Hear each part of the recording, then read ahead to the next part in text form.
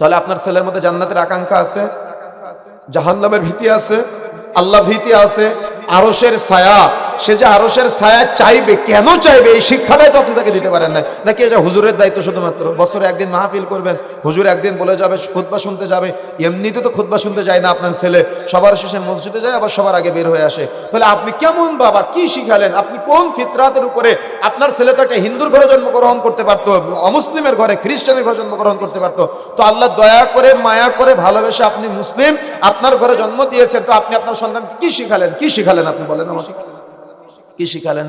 কিন্তু একজন আরবিয়ান, একজন তাওহীদবাদী মুসলিম যারা আছে, তারা তাদের সন্তানদেরকে ছোট্ট বাল্য অবস্থায় তার রবকে চিনায়, ছোট্ট বাল্য অবস্থায় তারা তাদের সন্তানকে রাসূলের প্রতি ভালোবাসা বাড়ায়, তারা তাদের সন্তানকে মায়া বাড়ায়, জান্নাতের প্রতি আকাঙ্ক্ষা বাড়ায়। যখন সে মিথ্যা বলে, তখন তাকে বলে, মিথ্যা বললে কিয়ামতের মাঠে আল্লাহ জবাবদিহি তার কাঠগড়ায় দাঁড় করাবে। তার মানে তুমি মিথ্যা বলো না।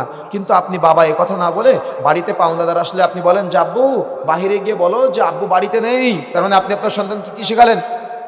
মিথ্যা বলা শিখালেন। কিন্তু শেখানো দরকারটা কি ছিল? যে আব্বু তুমি কখনো মিথ্যা বলবা না। লোকমান হাকিম তার সন্তানকে কি বলেছিল? ইয়া বুনাইয়া লা তুশরিক বিল্লাহ, বৎস কখনো আল্লাহর সাথে শরীক স্থাপন করো না। কিন্তু আপনার ছেলের সাথে তো আপনার বন্ধুত্ব নাই।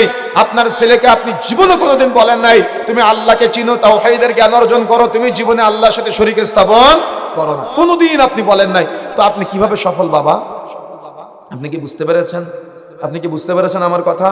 তো প্রিয় বন্ধুরা আমার, আপনার সন্তানের জান্নাতের আকাঙ্ক্ষা থাকা লাগবে।